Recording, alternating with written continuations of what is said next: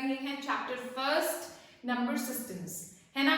और हमने last video में हमने सीखा था कि रैशनल नंबर्स को p अपॉन q की फॉर्म में कैसे कन्वर्ट करना है। मैंने आपको बहुत सारे एग्जांपल्स करवाए थे कि रैशनल नंबर्स को कैसे कन्वर्ट करते हैं p अपॉन q फॉर्म में, मिक्स्ड रेकरिंग के भी, और मैंने वो वाले भी कराए थे आपको प्योर रेकरिंग के भी, है ना।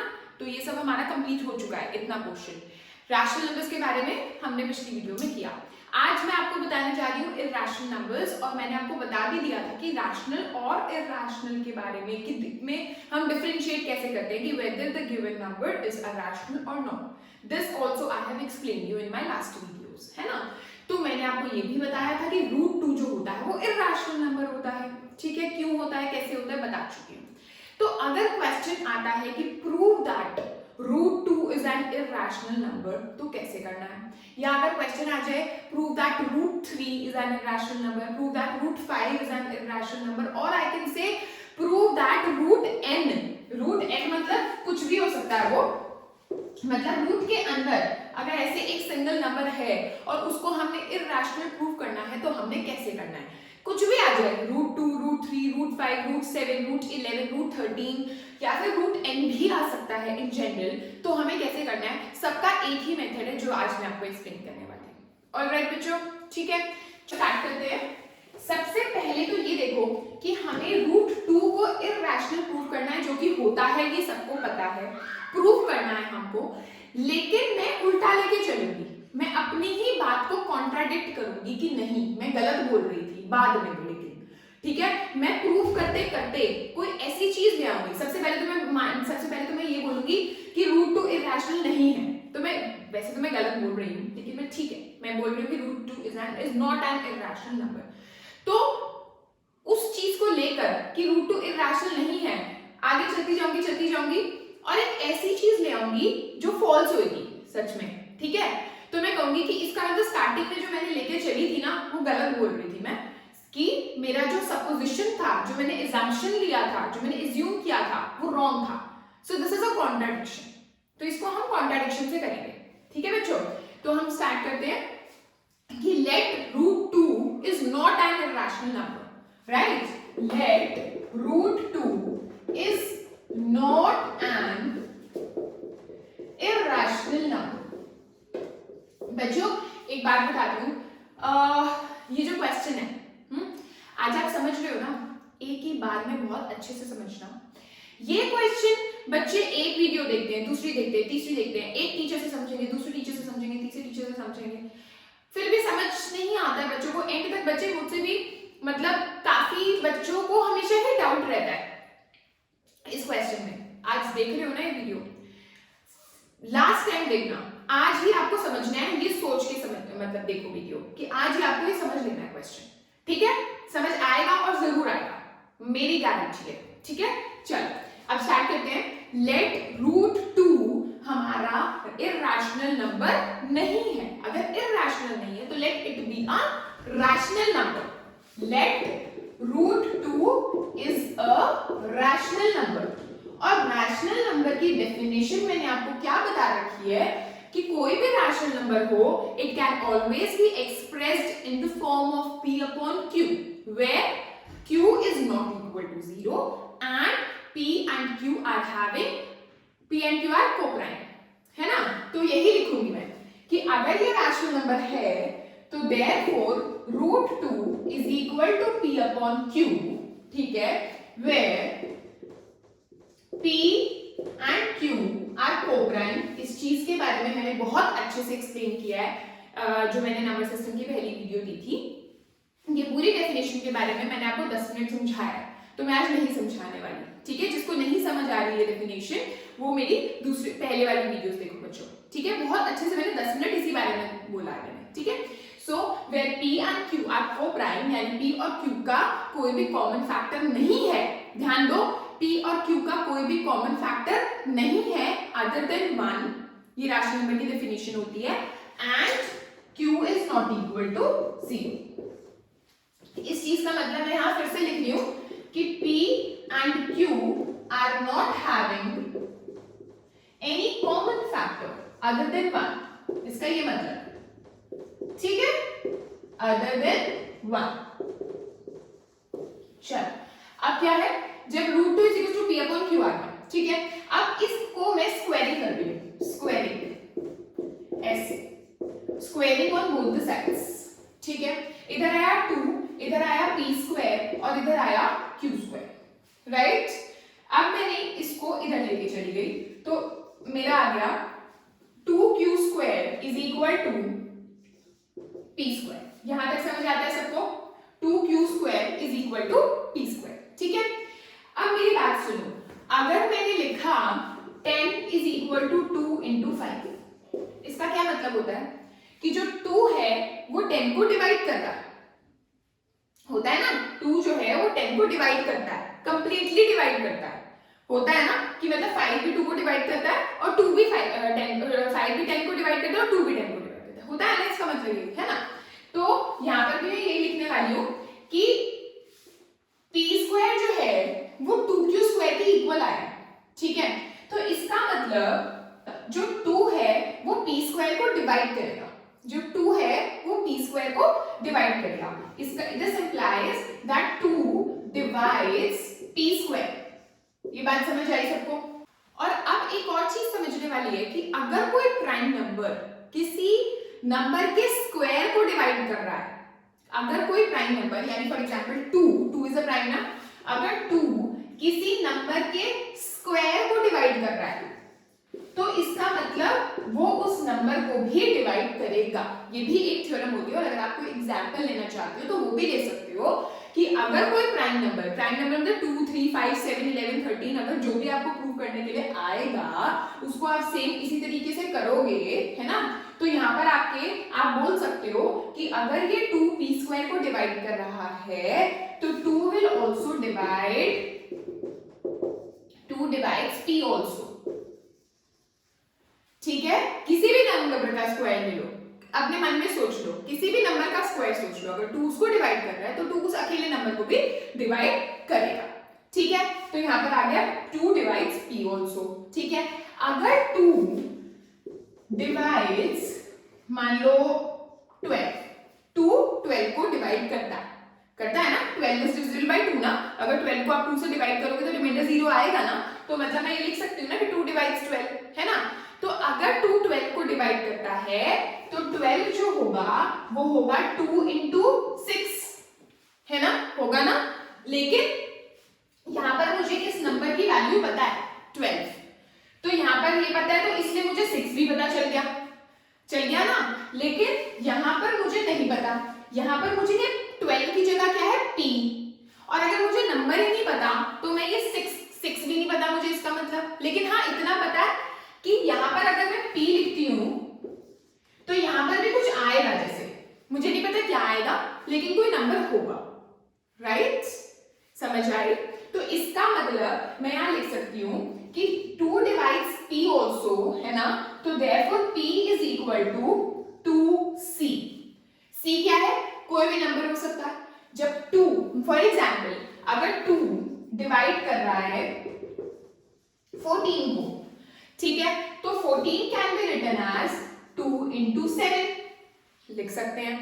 14 नंबर मेरे को पता था, मुझे अब नंबर नहीं पता, 14 की जगह p है मेरा, ठीक है। तो यहाँ पर भी p आएगा, लेकिन इतना पता है कि 2 उस p को डिवाइड कर रहा है, रिमाइंडर 0 आएगा। तो रिमाइंडर 0 आएगा तो क्वेश्चन तो कुछ होगा ना, और जो क्वेश्चन होगा वो एक इंटीजर होगा, वो फ्रैक्शन में नहीं हो सकता, ठीक है ना। तो यहाँ पर c आएगा और c क्या है? कोई भी integer, right, for some integer c, for some integer c। इतना समझ आया बच्चों? ठीक है। अब बच्चों हम क्या करते हैं, इसको ना 1 मान लेते हैं, इस वाली इक्वेशन को, ठीक है। और ये जो p is equal to 2c है ना, वो मैं फर्स्ट इक्वेशन में पुट कर देती हूँ p की वैल्यू, ठीक है। Put the value of p in equation 1। ये जो मेरी p की वैल्यू आई है ना 2c, वो मैं यहाँ पर इसकी जगह पुट कर देती हूँ। तो ये आएगा 2q square is equal to p square था तो p की जगह मैं लिख रही हूँ 2c, तो यानी 2c का स्क्वायर, ठीक है। तो 2q square is equal to 4c square, alright, ये जो 2 है ये मेरा इसके नीचे चला गया लाइक दिस, ठीक है, तो ये मेरा आ गया 2, तो q square is equal to 2c square. ये तो सिर्फ एक कैलकुलेशन हुई और कुछ भी नहीं, है ना। ऐसे हमने यहाँ फर्स्ट इक्वेशन के ये जो था हमने क्या किया था, हमने किया था जब मेरा 2q square is equal to p square आया था तो मैंने बोला था 2 जो है वो p स्क्वायर को डिवाइड करेगा, है ना, कहा था ना मैंने। तो इसी तरह से यहाँ पर भी वही चीज आई, तो मैं क्या बोलूंगी कि जो 2 है वो q स्क्वायर को भी डिवाइड करेगा, है ना, तो मैं लिखूंगी 2 जो है वो q स्क्वायर को डिवाइड करेगा। और अभी मैंने बताया कि कोई प्राइम नंबर अगर किसी के स्क्वायर को डिवाइड करता है तो उस नंबर को भी डिवाइड करेगा, तो इसका मतलब मैं लिखूंगी कि जो 2 है वो q को भी डिवाइड करेगा, ठीक है। अब अगर मैं इसको सेकंड मान लूं 2 डिवाइड्स p और इसको मैं थर्ड मान लूं तो क्या आया मेरा, देखो 2 डिवाइड कर रहा है p को, यहाँ पर है 2 डिवाइड कर रहा है q को, तो 2 p और q दोनों को डिवाइड कर रहा है ना, तो मैं क्या लिखूंगी from second and third 2 divides p and q both, alright, वो जो है वो p और q दोनों को डिवाइड कर रहा है। यहाँ पर क्या लिखा हुआ है मैंने कि p and q का कोई भी कॉमन फैक्टर है ही नहीं 1 के अलावा, यहाँ पर तो मेरे को कॉमन फैक्टर मिल गया ना, इसका मतलब मैं अपनी ही बात जो लेके चल रही थी उसी का ही उल्टा आ गया मेरा, है ना। सो this is a contradiction, okay, so this is a contradiction.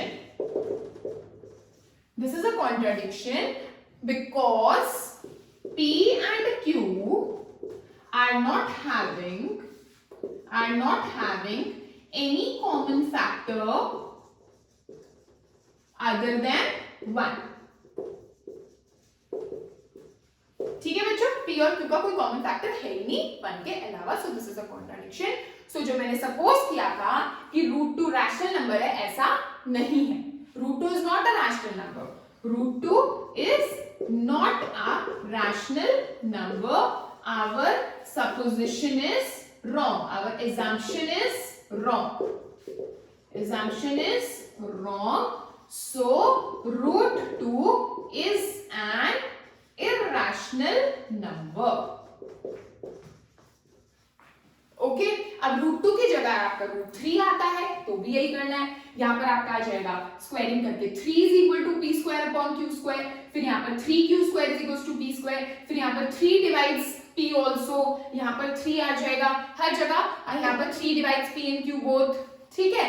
अगर आपका √5 आता है तो यहाँ पर 5 एक कॉमन फैक्टर आ जाएगा p और q का बोथ का, ठीक है।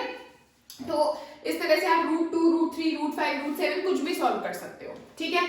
एक क्वेश्चन ऐसा भी आ सकता है कि आपको ये प्रूव करने को बोल दें कि रूट प्लस में कोई भी दो नंबर्स प्लस में, जैसे कि वो बहुत इजी है, वो इस तरह का नहीं है क्वेश्चन, पर ये क्वेश्चन आ जाए prove that √3 plus √2 is an irrational number, ठीक है, ये बहुत इजी है। तो हम लिखेंगे लेट √3 प्लस √2 फिर से वही बी अ रैशनल नंबर, ठीक है। अगर ये रैशनल नंबर है तो इसको सपोज कर लो कि वो x के इक्वल है, let √3 plus √2 is equal to x, और where x is a rational, where x is rational, ठीक है। अब मैं क्या करूंगी, इन दोनों की स्क्वायरिंग कर देती हूं both the sides like this. यहां पर a प्लस b का होल स्क्वायर खुलेगा, a square plus b square plus 2 into a into b, ये a स्क्वायर क्या है, √3 का स्क्वायर विच इज 3, ये तो आता है सबको, ठीक है, is equal to x square. ये आ गया 5 प्लस 2 √3 इंटू √2 क्या होता है, √6 is equal to x square. Now अब हम क्या करेंगे, 2 √6 को मैं इधर ही रख रही हूँ और ये 5 को मैं उधर लेके जा रही हूँ लाइक दिस, ठीक है। फिर से मैं 2 को भी उधर लेके जा रही हूँ लाइक दिस, ये मैं आ गया मेरा 2। अब मैंने क्या एज्यूम किया था कि x जो है वो रैशनल है ना, तो जब x रैशनल है, जब x एक रैशनल है तो x स्क्वायर भी रैशनल है ना, और जब x स्क्वायर रैशनल है 5 भी रैशनल है, 2 भी एक रैशनल है, तो देयरफॉर ये तीनों के तीनों मेरे रैशनल नंबर्स है, और जब ये तीनों के तीनों मेरे रैशनल है तो तीनों से जो कंबाइन होके ये नंबर बन रहा है इट इज ऑल्सो रैशनल, है ना। और जब ये मेरी राइट साइड रैशनल आ गई तो इसका मतलब लेफ्ट साइड भी रैशनल है, तभी तो दो चीजें इक्वल होती हैं, है ना। जब ये वाली चीज रैशनल आ गई तो इसका मतलब root 6 which is left hand side it is also a rational number, therefore it show therefore ऐसे लिख सकते हैं हम, therefore root 6 is also rational। लेकिन बच्चों रूट 6 तो सबको पता है कि वो irrational होता है। 6 is not the square of anything, जो बाहर निकल जाए, रूट के बाहर आ जाए, वो रैशनल तो नहीं है, है ना। लेकिन यहाँ पर ये प्रूव हो रहा है कि रूट 6 रैशनल है, so which is a contradiction, as we know, which is a contradiction, as we know that root 6 is irrational, so our assumption is wrong। तो जो मैंने assume किया था वो wrong है। क्या assume किया था?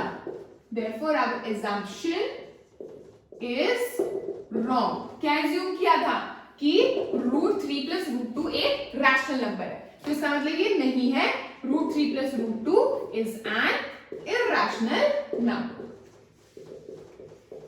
Irrational number. ठीक है बच्चों, ये वाला जो क्वेश्चन था ये उससे इजी था, राइट। सो इस टाइप के क्वेश्चंस होते हैं कि अब आपको रूट 3 प्लस रूट 2 आया तो रूट 5 प्लस रूट 7 आ जाएगा, इस तरह से कुछ भी आ सकता है, रूट 7 प्लस रूट 11 आ जाएगा, तो आपको ऐसे ही करना है, मेथड यही यूज होगा। ठीक है, चलो अभी हम आगे का क्वेश्चन नेक्स्ट वीडियो में करते हैं। ठीक है, तो please do subscribe my channel and keep writing such wonderful comments. Okay, thank you so much, bye.